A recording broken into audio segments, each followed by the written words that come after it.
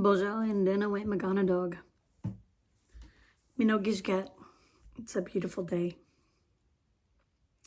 I have been home today fighting off some kind of a bug.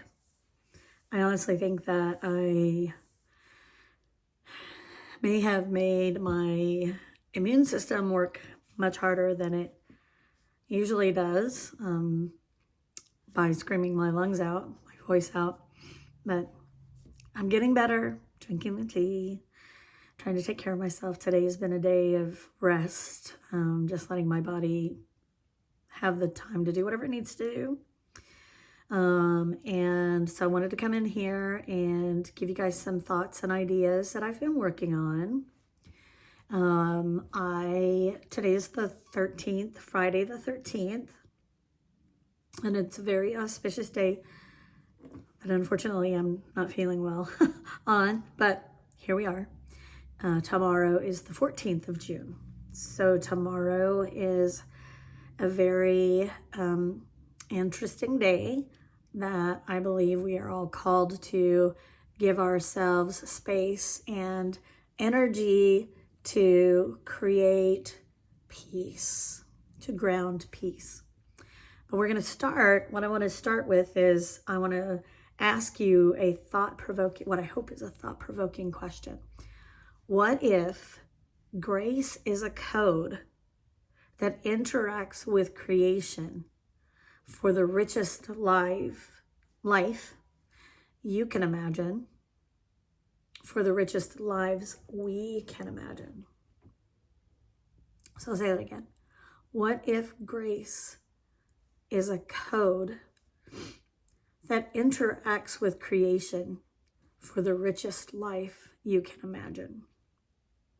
So what does that mean? I've talked a lot about grace and how I believe it's the innate superpower that we have. And I've tried to give examples of how I think we are able to utilize grace to create healing in our communities. What I'm also exploring is that grace is not an innate superpower. It's not only an innate superpower, that it is also that code of love, the code of compassion, a code of connection within all of creation. You may have heard me say before that grace is the thread that weaves through our relationships, our communities, and even the universe itself. So what I'd like to do for a minute is just contemplate the seed as a code. I've been pulling a card a day, which is kind of new for me because typically I go overboard and I pull too many cards. But now that I have more decks, I'm learning how to use them wisely, and this is one way that I'm using them wisely. So I pull 3 cards at the beginning of the week to kind of help define the week, and then each morning I pull another card and just see how it integrates with all the other cards. So this morning I pulled from the Rose Oracle, Rebecca Campbell again, and the card I got was Code of the Seeds. And I'll put it up here and see if you can see that. I love this artwork that she puts on all of her decks. It's just amazing. So this is Code of the Seeds. The blueprint is within you. Take the next step. All right, I'm going to put on my glasses so I don't stumble around this. So let's see what the book says. Codes of the Seeds. Seeds come in knowing exactly what to do. Within them, they hold the potential of entire forests and rose gardens. Seeds have within them an intelligent timing that's connected with the intelligence of the cosmos. We are all seeds, future forests and gardens waiting to be born. We each hold the codes of a new humanity within us. Change is our natural state. Seeds must be buried in the darkness before they can bloom into the light. Seeds can't even begin to bloom without embracing the fertile void of the winter soil. They can't flower without growing the constraints of the bud. They can't bear fruit without releasing their beauty to the earth and letting go of the very thing about them that captivated others. This card delivers the message that within you, you have all you need to create what you're destined to create, to move through everything that life delivers, and to navigate your way through any terrain. The blueprint has always been seated within. Trust that you have within you the codes for the most glorious rose garden waiting to bud and bloom. Trust those codes. Remember that blueprint. All you need to do now is take the next step, and tomorrow, take the next. If you continue taking baby steps each day, on a day not too far from today, you'll look back and discover the most breathtaking garden of roses all around you. And then fruit will follow. Today, just take the next step. You know what to do. The blueprint is encoded within you. So when I'm talking about, when I'm reading that and she's talking about the seed, what's coming through for me is that seed of grace. And so, when she talks about that, it can't flower without outgrowing the constraints of the bud. It can't bloom without embracing the fertile void of the winter soul. And they can't bear fruit without releasing their beauty to the earth and letting go of that very thing about them that captivated others. Your grace is the seed. Your grace is what is going to create a beautiful forest, a beautiful rose garden.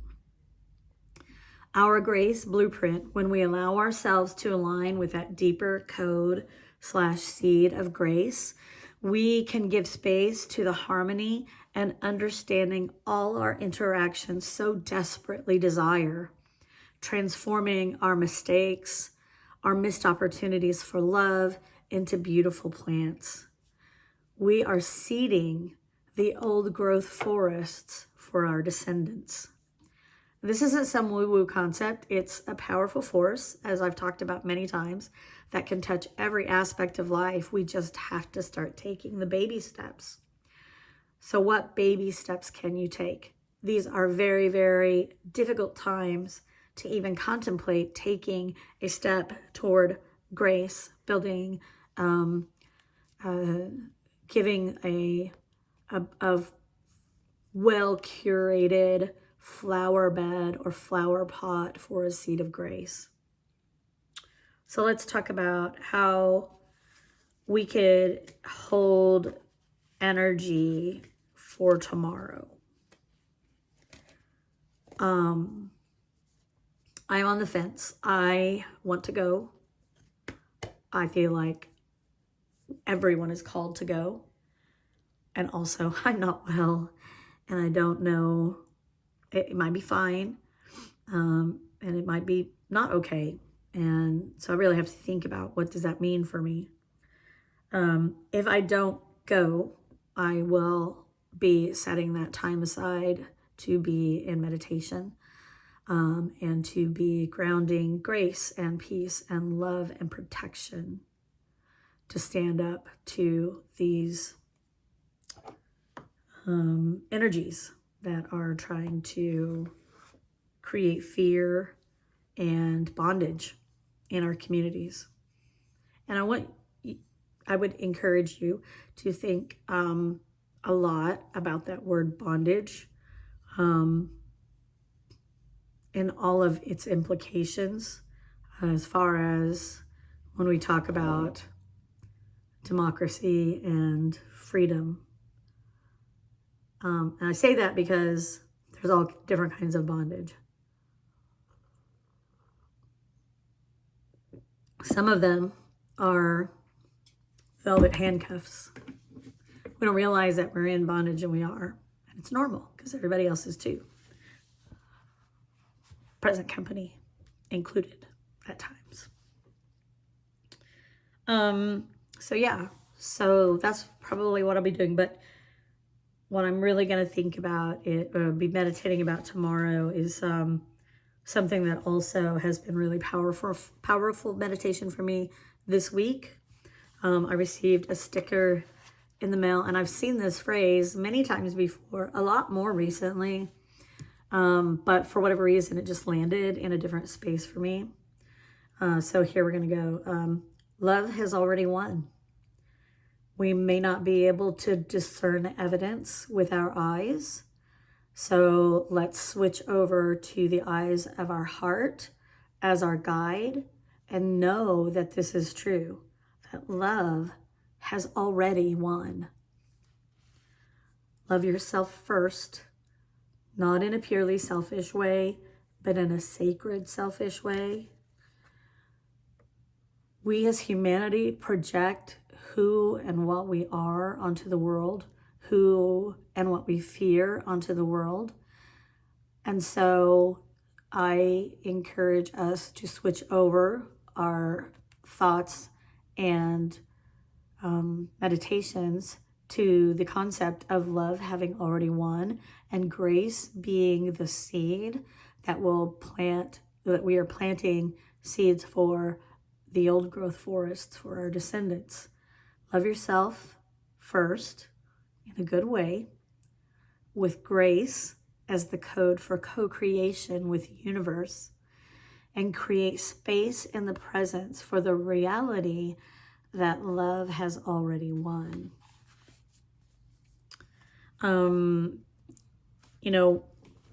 There's folks out there just waiting to put a match to the kindling. They're standing by with bated breath to flashbang our communities into a five-alarm fire and a more overt kind of bondage. But we are smarter than that. Our souls are kinder than that. And we have the ability to put grace into those situations to change the narrative. So what I wanted to do was just pull another card before we go here. I'm going to use the Archangel Metatron cards from, oh gosh, what's her name? Amanda Ellis. Oh gosh. I haven't watched her in a while. I was following her pretty good, but I've just kind of tuned into some other frequencies. But I really appreciate what she's put together with these oracle cards. They have been a very big blessing to me, and getting to understand the archetype of Archangel Metatron has helped me heal on so many different ways. So let's pull a card for what can I say that will see maybe 5 people, that maybe 5 people will see. What are the words? What is the message? And yeah, it's not my message. It's for others. It's for the collective.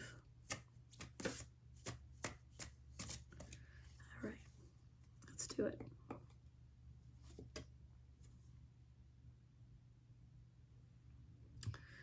Okay, I'm going to do the bottom card too. Okay. So the first card that I pulled is Akashic Records, Evaluation and Review. And I was just reading about the Akashic Records a little bit today in between naps. The bottom card is detach from drama. So I feel like that's perfect for the collective. So let's go ahead. Let me read this a little bit. What I do with those other glasses. These glasses are to protect my eyes from all the blue lights, but these are the ones that are actually the right 12. The right number for being able to read. Okay. Ooh. This actually is probably going to be closer than I thought it was when I first pulled it. Okay. All you have done, been, seen, or experienced is recorded in the Hall of Akashic Records. These sacred texts are guarded and safely locked away. Only Metatron has keys to this complete library of your soul's imprint through all eternity. All the times you've wronged someone and all the times you've loved. All the words spoken in hatred and all the words of forgiveness. Deeds where you acted in your own interests and times you served the collective good. Lifetimes when you struggled and lifetimes when you enjoyed life's riches. You have sacrificed your life for another and you have taken a life. You have shone your light brightly and you have had times where you extinguished light. You've lived as a male, female, black and white, a short life and a long life, a life with disability and a life in complete health. You've been good, bad, and everything in between. Enter grace. Metatron knows the scorecard, knows what you still need to work on, as well as the unique gifts that only you have to shine in this lifetime and bring all that experience back. No one is born without gifts or challenges to experience. You are asked now to look at any repetitive pattern, thought, or situation that keeps recurring in this life and ask whether it has roots in our lives. So as you go into, if you are one of those people being called to be in massive crowds tomorrow, know what your flashpoints are and call all of the grace in for yourself so that you are not caught up in those memories and react in a way that is not for your higher good.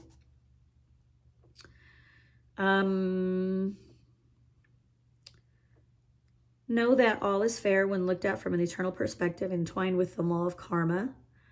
The book's pages also reveal that you can ask for a dispensation from old karmic ties and struggles if you have truly worked through the lessons and gifts there within it.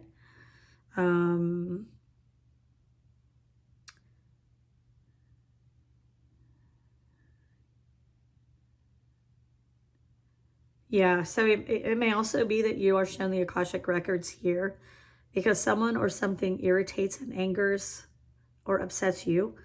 You are reminded that what you judge may well have been what you have been or done in another lifetime.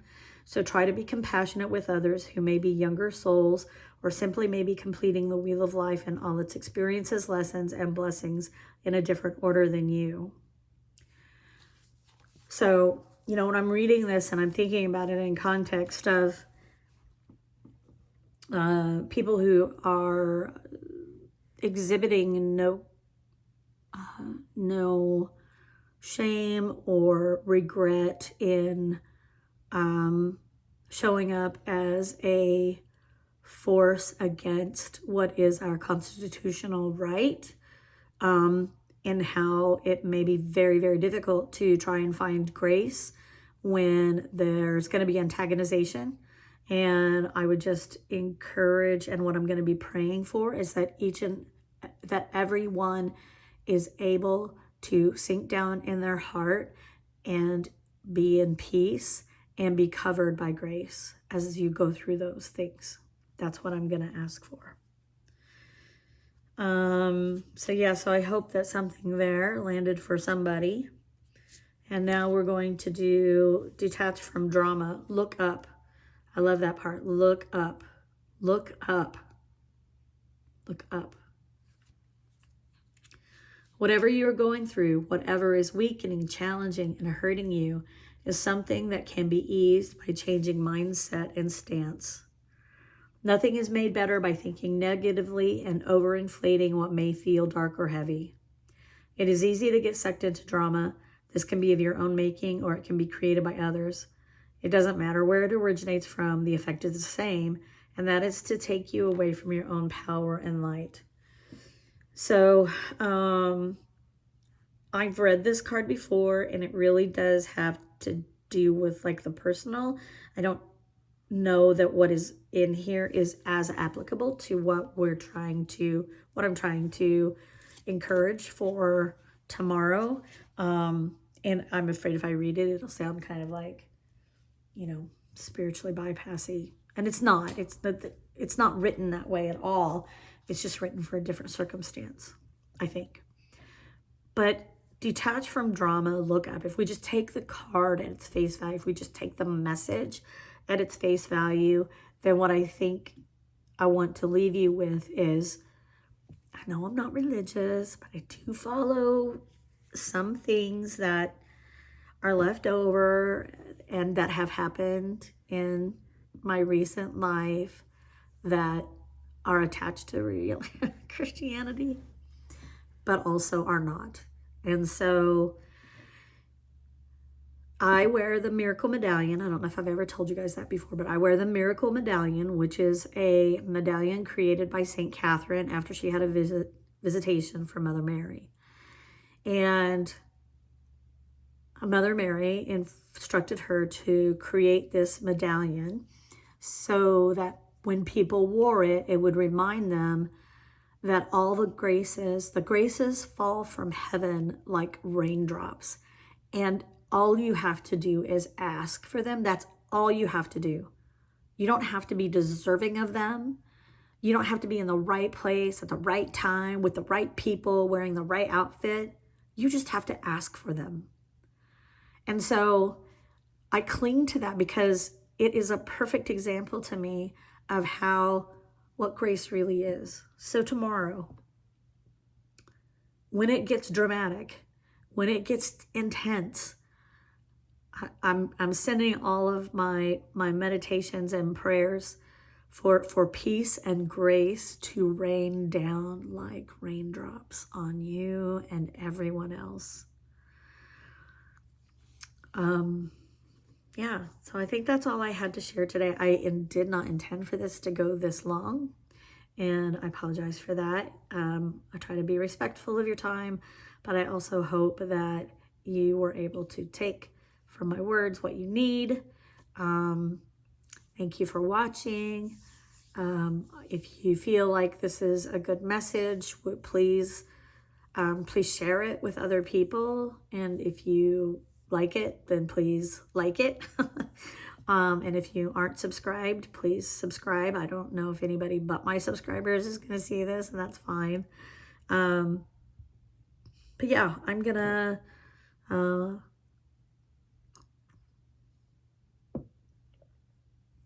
to go finish trying to get my body in a good place and drink some more tea. And I'll have you all of us in my prayers and meditations. So, Bama P.